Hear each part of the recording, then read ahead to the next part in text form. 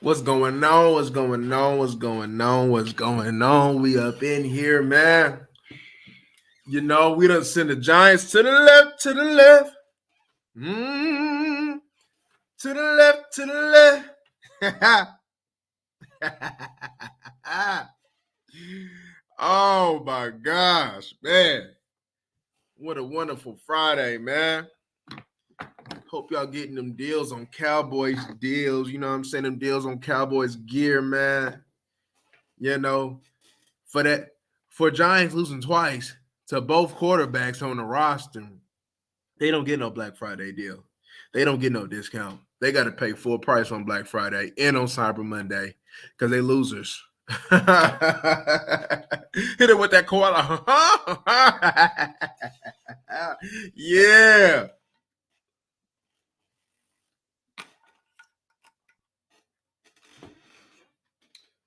Got me twisted. Man. It's Victory Friday, not Victory Monday. Getting a much needed break, man. Whooping on these Giants, man, is mandatory. It's very mandatory. It's good for the soul. I took it. It warmed my heart. It put a smile on my face when I seen other Giant content creators felt like their world was just coming to an end. They felt like yesterday was the true revelation. And it warmed my spirit to know that the Dallas Cowboys made you feel that way. That made you go to bed early. That made you go MIA. It brought great joy. It brought great joy. But we here. Another day. The Giants, there will be better days. Just not today. There will be better days. Just not today. So, we up in here, man. Once again, I watched the game a little earlier again. And I got some notes. And there's some things that I would like to talk to you guys about. First things first, right? I did say that we was going to talk about this Dorrance and Randy thing. We talked about it. Was like, so Dorrance Armstrong and Fowler were supposed to be taking over. You remember when people said that? I believe that Randy Gregory has 2 sacks, I believe. Now they say, oh, but he's not playing. That's exactly right. So if we would have had this Randy Gregory, right, we would be missing all these sacks, right? Dorrance Armstrong has what? Is it? You got 8 sacks, right? 8 sacks. 8 sacks this year. That's definitely a lot more than Randy Gregory, right? Sam Williams. Let's look at Sam Williams. Let's look at Sam Williams. Let's see what he got. He got 3. That's 11. Let's look at Dante Fowler. I believe he got 6, though. Let me see. He got 5. They said he got 5. 8, 3, and 5. That's 16. That's 16 sacks off of 3 bodies. That's way cheaper than Randy Gregory. See, Randy Gregory was smart, though, right? We can't be mad at Randy for choosing security over a hometown. He didn't owe us no loyalty, which was cool. And the Dallas Cowboys didn't have to owe him a paycheck because, quite frankly, they stuck with him, even though they probably should have got rid of him. And now, who got the better end of the deal? Randy talked all that junk, thought that the Broncos was going to be the better team. which comes to find out that the team that sent you going to the left was the better team, and they got the better deal and getting more production cheaper. We talk about old Catboy Jones, Stephen Jones, right? And there's things that Stephen Jones that does that we still scratch our head. But one thing that we have to be honest with is that they did a good job, man, of not only saving money, but getting more production out of the guys. They chose their guys. They chose the Dan Quinn type of guys over Randy Gregory, which in turn has been a success. And you could say a lot of the moves that we may have disagreed with early on has became a success. Meyer. And now I'll be honest with you, I'll be the first one in front telling them, what the hell we getting Meyer for? Like, why we can't go trade for Lutz or something like that? You know what I mean? But Meyer has been pretty good. And to be honest with you, even though he had 2 missed kicks before that, I honestly could tell you that that was his first true miss on the season. Right? That was just his first true miss. Meyer has been excellent for us. Right? So shout out to Meyer on that end. Right? Also, we take on this. It's really Dallas versus everybody, y'all. It's Cowboys fans versus everybody. Everybody want to see us lose and not shine. And every time that we win, we just put it in their face. And they say, why you guys are like that? Well, y'all want to see us fail. So we love to go ahead when we succeed to put it in your face. It's always been the Cowboy versus everybody. They either with you or against you. That's how life is. You either with me or you against me. There ain't no in between. Because if you in between, that means you against me. Because you should choose a side. You ain't playing it neutral. What you doing that's for me? Oh, what you doing against me though? So if you're not for my progress, you ain't not for my success, then you got to be against me. And that's how it is, man. Life as a Cowboys fan, but I wouldn't trade any second of it. Another thing that I wanted to point out. They say Zeke is washed. Well, this game tells you that will be incorrect. Zeke is not washed. Zeke looked pretty good yesterday. Ask Leonard Williams. Ask Leonard Williams. Running through Leonard Williams, man, that's what you've been missing. That was we was missing against Green Bay. That Zeke toughness. Willing to go ahead and take all, willing to run through things, right? It's nice to have Tony Pollard, of course. Tony Pollard brings a dimension, but Zeke brings another dimension that when you're going to call yourself a run-first team, your identity need to be around somebody like Zeke, right? Look at all the run-first teams, right? Derrick Henry, he grinds it, he pounds it, right? That's the identity of the Titans. Derrick Henry, the Browns, Chubb, he grinds it, powerful back. Taylor, even though he got speed, he can run through things as well, right? All the teams that come with the identity of even Najee Harris, right, with the Pittsburgh Steelers. All the teams that have the identity of we need to run the ball first have running backs that bring some type of physicality to the game because you cannot be a run-first team without a running back that can't bring the pain. It's cool to have speed, but you can't be a running back. You got to have a running back over 200 pounds that's going to bring the pain, right? That's what the Chargers is missing. The Chargers need a running back that's going to bring the pain. And we have that running back that's going to bring the pain. We've been talking about it throughout the year. We've been talking about it before the season started. And it's coming to be that everybody that was in favor of this, including myself, has became right. We need Zeke. You want to go the way that you want to go. You want to go all the way. You need Ezekiel Elliott, right?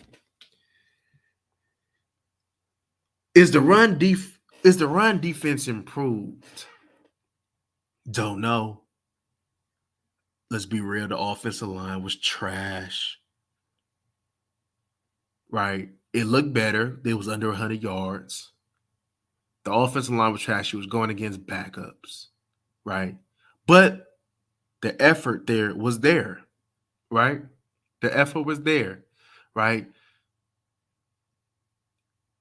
One thing that I can go ahead and say that I look that was good was they contained Daniel Jones. They contained Daniel Jones. That was very good. I seen an emphasis on the D tackles holding up the linemen so your linebackers can run and hit. That was very good. I did see that. That's why we got the whole call with Carlos Watkins. Carlos Watkins won't get that whole call, but since that emphasis was put in the head by Dan Quinn, that's what you got. I see more of an effort of your D tackles trying to hold your guard and tackles up so your linebackers can go and hit, which helped Leighton have one of his better games of late, which you had a pretty good game by Clark, and you was able to see Wilson and 27, damn, Curse. He was able to see Curse do his thing, right? When you got your second part of the defense, man, your second level, when you have your second level being able to run free, run and hit, and talk ish, as Curse would say, that's a recipe for success. That's how you get your two of your linebackers in the top three when it comes down to making tackles. That's what I want to see. I want to see my linebackers in the top three. I want to see, and I believe Diggs was second. I believe, right? So definitely tackling was a point of emphasis the past, week or two, which is what we want. Because how are you going to be a good defense and you can't tackle? So tackling definitely was necessary, right? Anthony Brown has became a problem. I believe that Anthony Brown thing is a problem. It's starting to become a problem that's starting to be glaring. It wasn't a problem because the way everything was going, but now it's becoming a problem. Now every team is seeing that Anthony Brown is the weak spot of this team, and we're gonna go ahead and put somebody that can get deep and put them on them and just stack them up, and you got a completion for deep. Watson, Slayton, uh, who else? Just an example, like Detroit. I think it was Detroit. I think I got 3 or 4 games in my mind where Anthony Brown. I believe the Vikings did too. But then he missed. Was it the Vikings?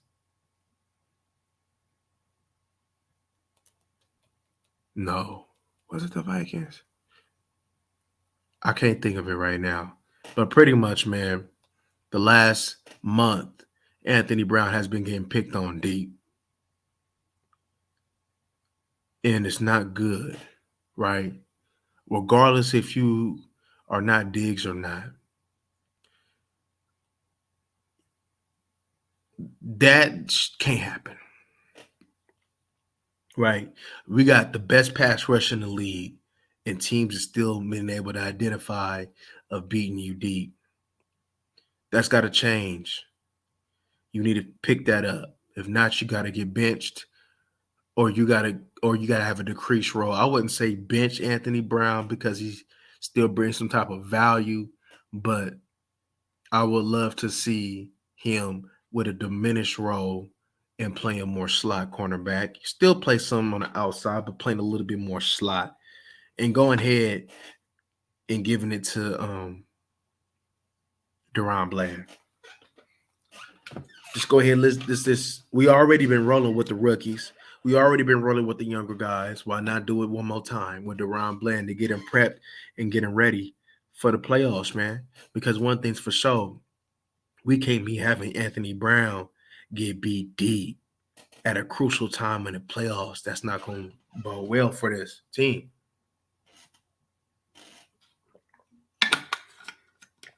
Pass rush is too good.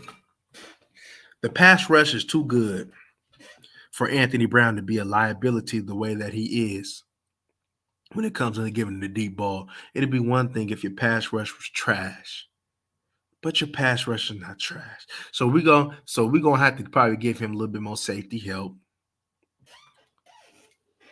because we cannot afford Anthony Brown to be one on one with a wide receiver.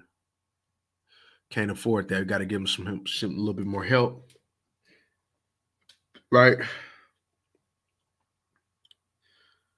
Shout out to the offensive line. Again, once again, no sack day.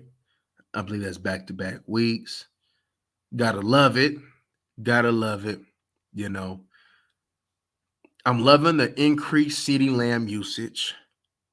You know, seeing them get the ball in the run game, seeing them line up in the backfield. So that tells me that they're putting the emphasis on giving number 88 the ball, which I love, which he should get the ball more, you know. There's a reason why you give him 88. Let that man shine. Let him shine, right? His run game, his route running was from what I observed was pretty solid. You know, his route running is improving a lot. You know, that yes, he still makes some mistakes here and there.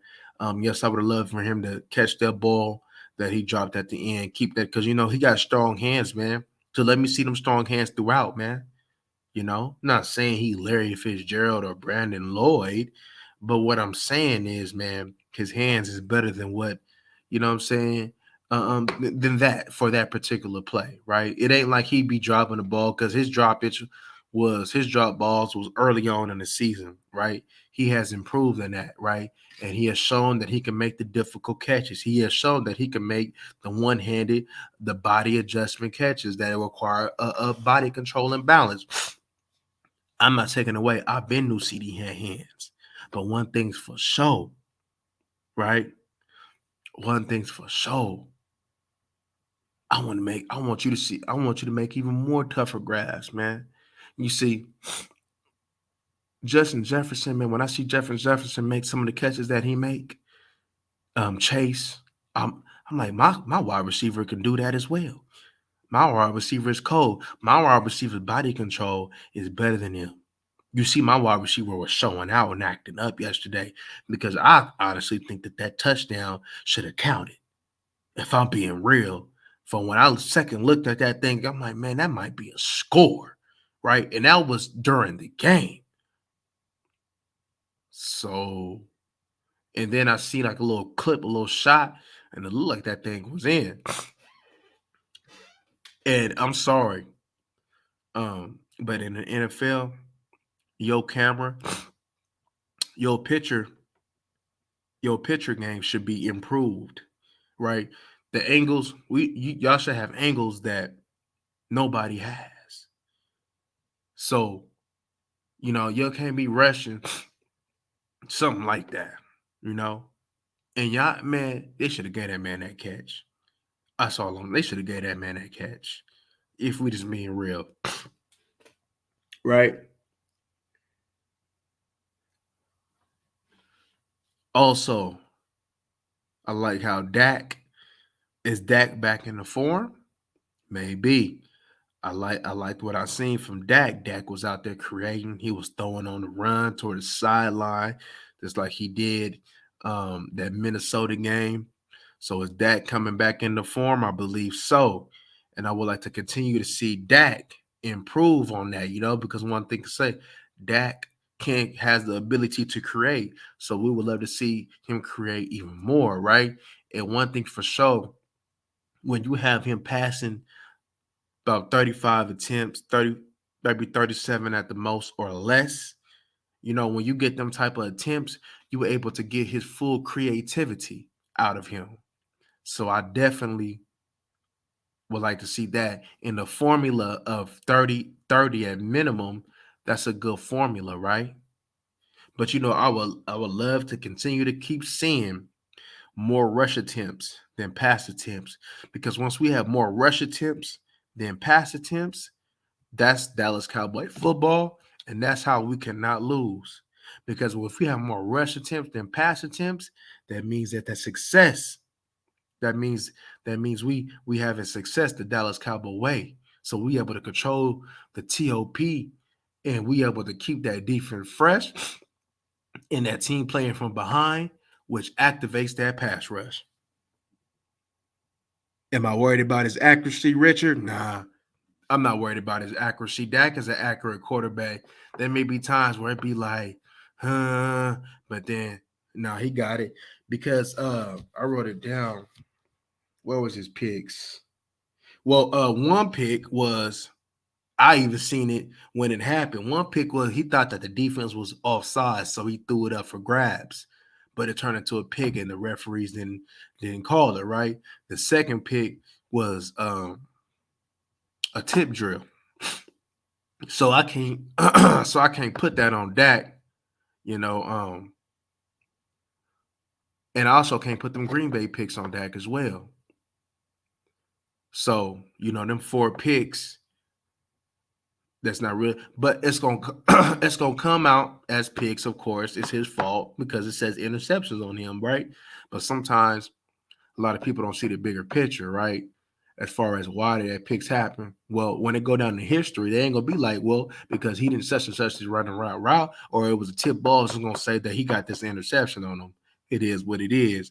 But now, because one thing's for sure, especially last game, I'll probably, what I'm saying, I'll look at the film, but especially last game and this game, he did some things on the run that not many quarterbacks that can do consistently.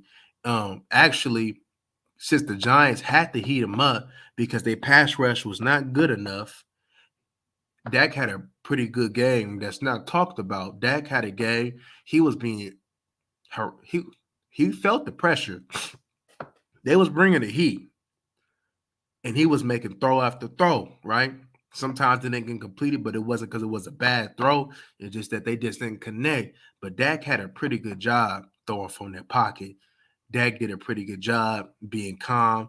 One of the plays that stand out to me the most was when that bad snap, he had to pick the ball up. Boom, he stayed calm under pressure.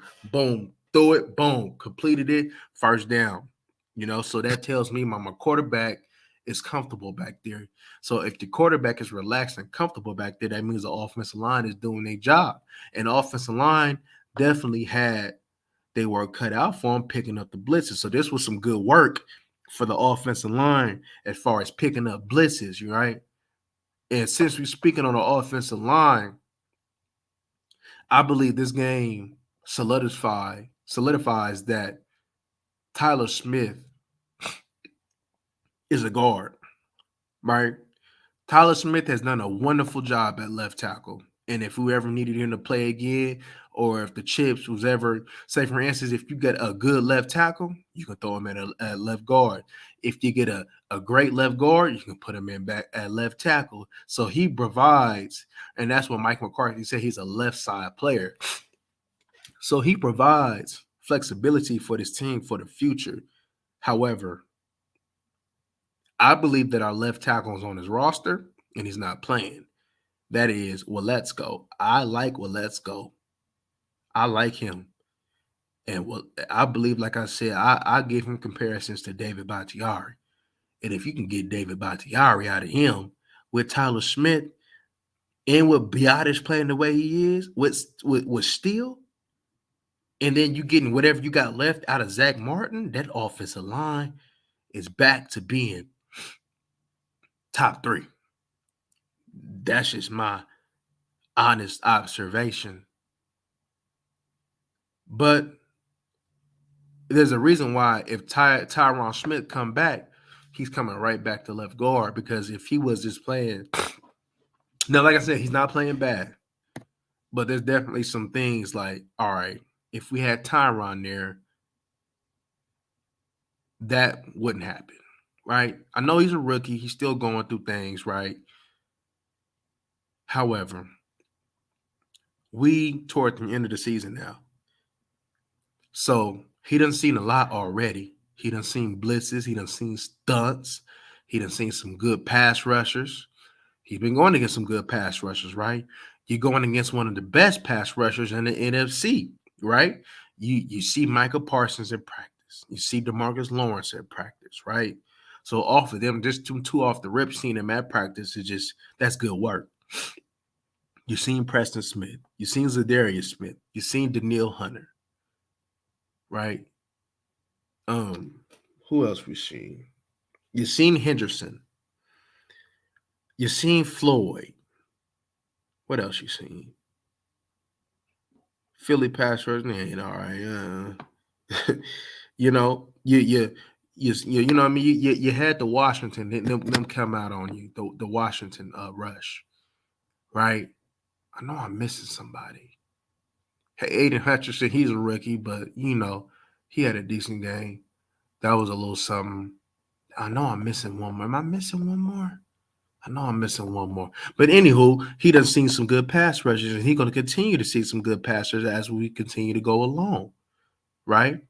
You still got to go. You still got to go against the Colts, the Jaguars rookie. You still got Tennessee, but Harold Landry, he's out. You still got you got to go against Robert Quinn. You got to go against I can't think of the Texans. I think did they get rid of him? I can't think of it, man. But he still got good rushers to go. So with that being said, right, there's not too many on the AFC side that just like, right? Yeah, you got Frank Clark. Oh yeah, he done seen Shaquille Barrett. That's what I was missing. Shaquille Barrett. He's seen him. So he done seen some good pass rushers, one of the best to do. He's seen Chubb. He's seen no, he didn't really see Khalil Mack because Tyron Smith was there. But yeah, he's seen them type of guys though, right? Only thing he'd be missing of it on the AFC side is what? Frank Clark, maybe Chandler Jones over there with Vegas. But either way, right? He done seen different type of pass rushes, whether it be power, speed, or both, right? Zadarius and Daniil Hunter, that's one of the best combos in the league. And he's seen it and he did a good job on them, right? Now he did give him some pressures, a little bit because of the blitz, but he did give us some pressures and hurries, right? He wouldn't have that problem if he was at left guard permanently. He's a Hall of Fame left guard. If I'm being honest with you, he's a Hall of Fame left guard. And when you have that Hall of Fame left guard, and you have Tyler Biadasz improve play and Zach Barton, that's going to even be better for Dak Prescott to be able to stand in that pocket when necessary. That should leave more holes. So if he has to take off, even though he should take off, he'll have the ability to be able to get them fat holes. It's kind of like when Green Bay with Aaron Rodgers and Joe Burrow and Daniel Jones the first time when they parted the Red Sea, how they just go slide through it. I see that's going to be a lot for Dak Prescott, especially when Tyler Smith goes in the inside. See, Tyler Smith has helped with Connor McGovern's, lack of skill, if I'm just being honest with you. Connor McGovern hasn't played bad as last year, but Connor McGovern is still, to a certain extent, a liability. But when you have four offensive linemen who are not liabilities and they're playing good ball, you're able to hire the fifth liability on your lineman, the other liability on your offensive line, which is Connor McGovern, right? Because not everybody is perfect, but but can you hide your liabilities? And the Cowboys have done an excellent job at hiding their liabilities, right? This is a homegrown line that we have. Everybody is from us. We drafted Smith, we drafted Biadasz, we drafted Martin, we got a Steele, right? McGovern. This is a homegrown line, right? with continuity, right? Homegrown quarterback, homegrown running back, homegrown wide receivers, right? So this team is homegrown, right? The continuity is there. And that, I believe, if he continues to come with that creative mindset that I see him in doing as far as getting out of potential sacks, using his legs to extend plays, that only does well for the Dallas Cowboys. And I actually like Dak more on the move than I like him sitting in the pocket. So if we can continue to have Dak, especially just have design boots, waggles for Dak, design QB runs, that's when Dak is at his best, right? When, like I said, if we got Dak throwing the ball dang near 50 times, that's not where he thrives at. So I definitely love that.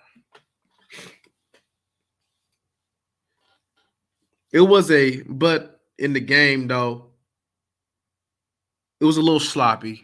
I didn't like the penalties, right? But then again, short week, right? Tired legs, you know. So that has something to do with it. Maybe tired mentally, short week, had to get straight to it. So that probably had something to do with that. However, let's not make it a habit when we done did a pretty good job at eliminating a lot of them that was necessary. One thing though, regardless if you're tired or not, is the execution in the red zone. That needs to do better as far as penalties wise, right? We cannot turn over the ball in the red zone. Every time we get in the red zone, we have to score, whether it be a field goal or seven. Every time we have to be money in it. We cannot have empty trips in the red zone, especially the way that we are built.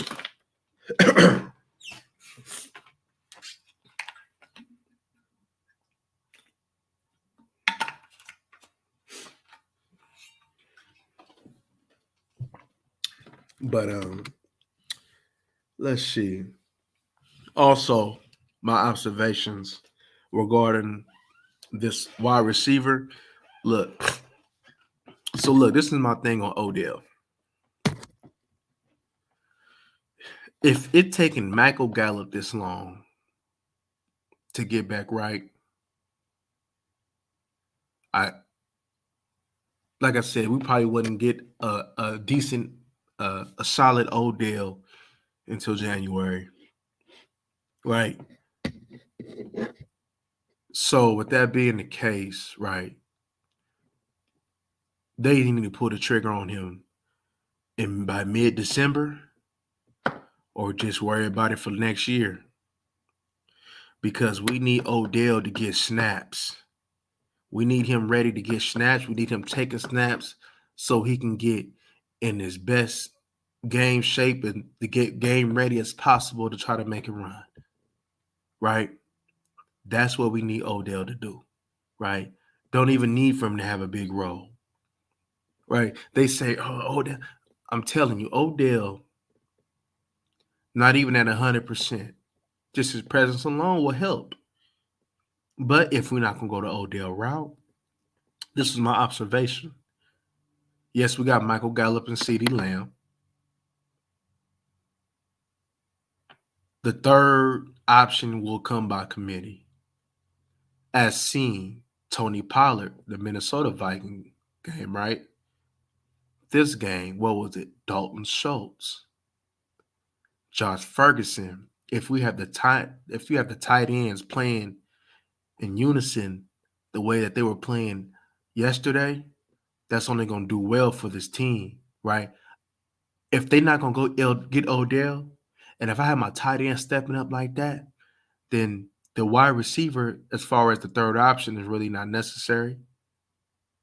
I mean, it's necessary, but we can go without it because we have the committee stepping up. We have Tony Pollard one game, Dalton Schultz Ferguson another game, right? It may be Noah Brown one game, right? See, we had a collective unit. It may be the running back, maybe Zeke or something. See, we have a collective unit that can catch this ball.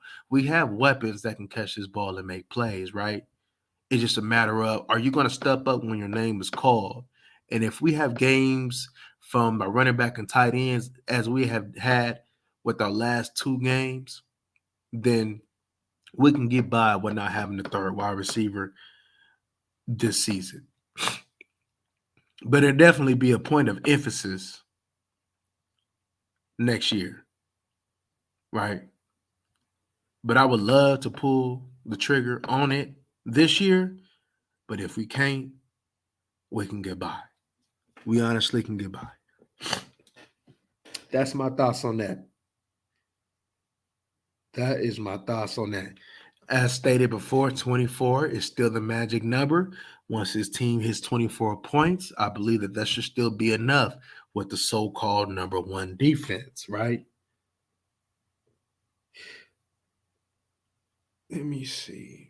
Also, it said that Kurtz had, I believe, a dislocated shoulder.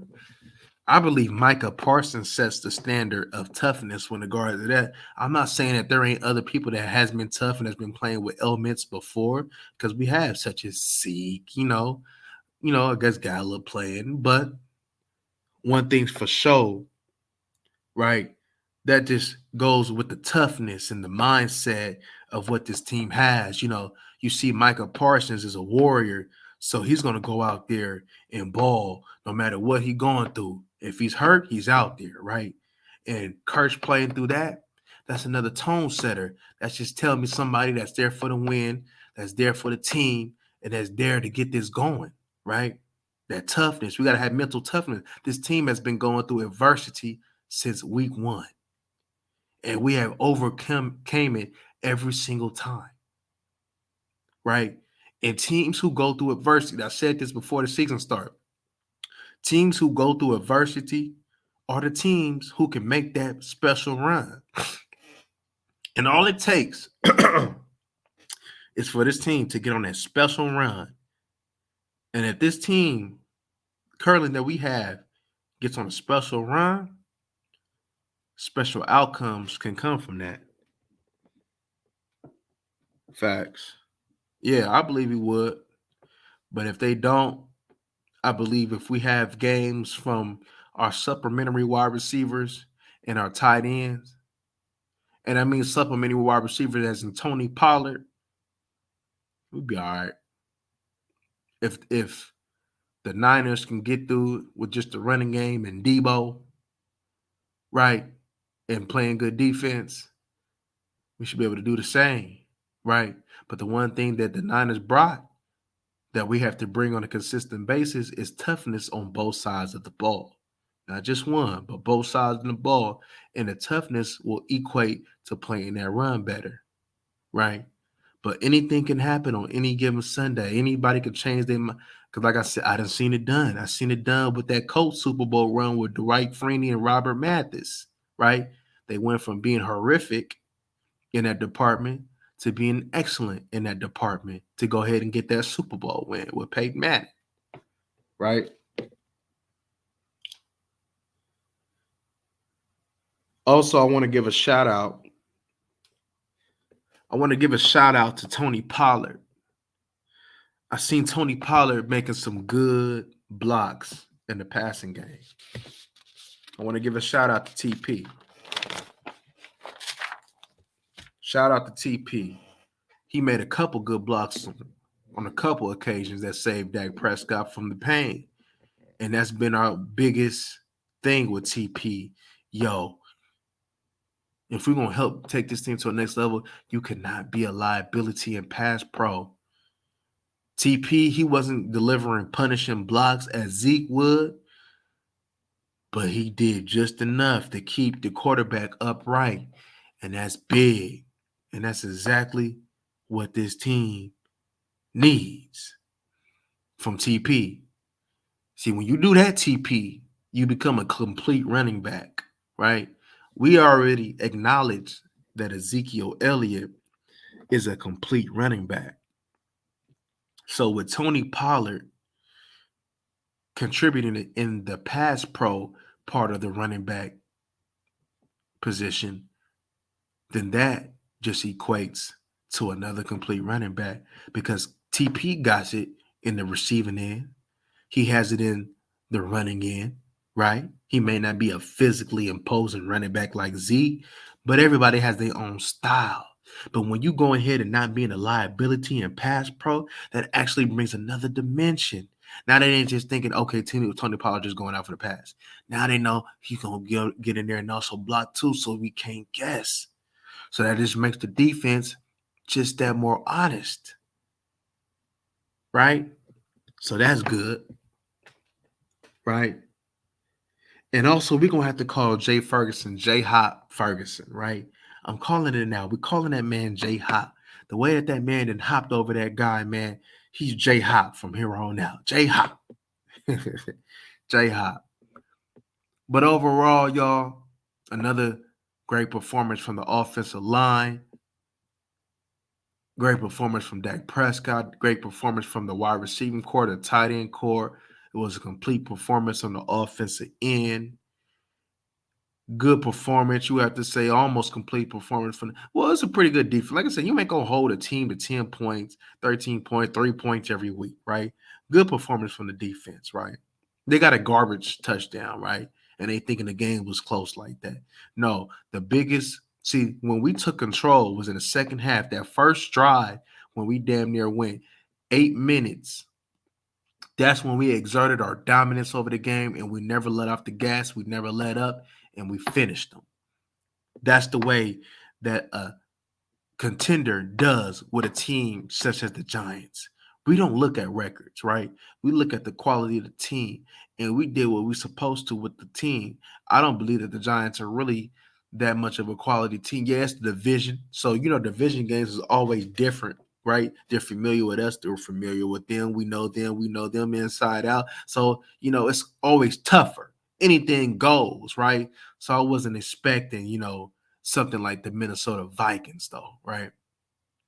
But we had to overcome. See, the only reason why the game was like it was because we had to overcome our own mistakes, our self-inflicted mistakes. That's why the game was even close as it was going in to the third quarter, right? See, if we don't get them self-inflicted mistakes, then I believe that you can get it may not have been 40-3, but it could have been, like a 28-6 type of game, right? So shout out to the team. Shout out to Mike McCarthy because I didn't like how I thought that we could have ran the ball a lot more in the first half. So shout out to making that type of an adjustment. Shout out to Mike McCarthy in general. This game, now, let me tell y'all something. This Colts game is going to show you, it's going to tell you, is this run defense improved the way that others may think it is? You got to go against Big Quentin Nelson. That's a problem. You got to go against Taylor in that run defense, right? So you can't take the Colts for granted, even though they've been struggling, right? Because the Colts can get back to how I thought that they would have been. I believe the Colts are still a good team, but they ain't been playing like it. They've been going through quarterback issues and they've been going through head coach issues, it looked like, right? That's why the head coach got fired, because there's no way that this Colts team should be underachieving the way that they is. So don't get it twisted. Any given Sunday on a Sunday night, you got yourself a battle, right? You got yourself a battle. The offense may not be as good, but they're gonna pound that ball on you. They're gonna try. At least they're gonna try to, right? And that defense is something to rock with, right? But yeah, I just wanted to stop by a little bit, man. Talk about my observations from my film. You know what I mean? I hope y'all have a good Black Friday and hope y'all don't spend too much money, man. And I want y'all to go ahead and touch one of these Giant fans and tell them everything's gonna be all right. You know, I need y'all to go ahead and shove it in their face another day, because one thing's for sure, they be talking reckless, and all of a sudden I see them not only eating that sweet potato pie, but I see them eating a piece of that humble pie, right? But anyways, y'all stay up, stay blessed, man. We up out of here.